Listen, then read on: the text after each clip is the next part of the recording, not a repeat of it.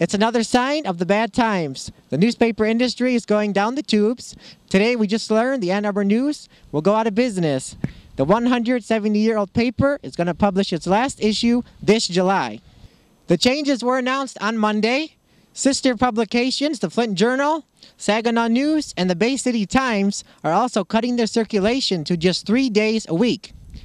Since the Ann Arbor News will no longer exist, all the news will be online on a new website called annarbor.com. It will be updated daily, although a print copy will only be available 2 days a week. So the daily news here in Ann Arbor will be going away. I'm not surprised. They've been basically ratcheting it down for some time. I think they really slit their throat when they cut way back in their high school sports coverage a couple years ago. Small town newspapers for years have realized that if you print the names of as many kids as possible in your sports section, you'll sell papers. And they stopped doing that. They don't cover the local news as well as they used to.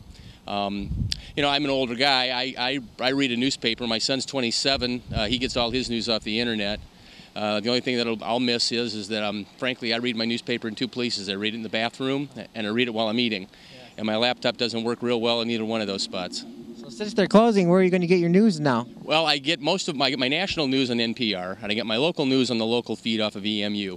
The big void in my life is going to be high school sports, because I am a high school sports fan and follow it closely, and I don't know where that replacement is going to come from. Yeah. Because I understand they're starting a new website called annarbor.com, and some of the staff might be working there. So I saw that. I read the MLive blurb this afternoon, and it sounded like they were going to hire some of those people. I mean, it's a shame for the people that work here, and obviously it'll be a shame for the economy, another hit here locally, because you can do a website from anywhere. But, I mean, it's a changing industry. I think everybody realizes that in a few years there won't be newspapers the way that we're used to them. A similar move happened in Seattle, where the Hearst Corporation shut down the Seattle Post-Intelligencer. The newspaper is also switching to an online-only format. It's pretty shocking, since you know, I read it on a you know, like a not a daily basis, but like, you know, just kind of like depending on, you know, if it's at a certain area. I don't subscribe to it, so it's not going to change anything as far as me like contributing or anything like that. The Ann Arbor News made the decision a week before the Detroit News and Free Press will cut their home delivery to just 3 days a week. The Detroit newspapers are going to print only small editions on other days to encourage people to get their news online.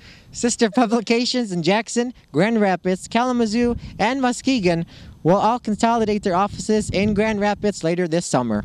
Reporting in Ann Arbor, in front of the Ann Arbor News headquarters, Jason Rustidlow for AmericaJR.com.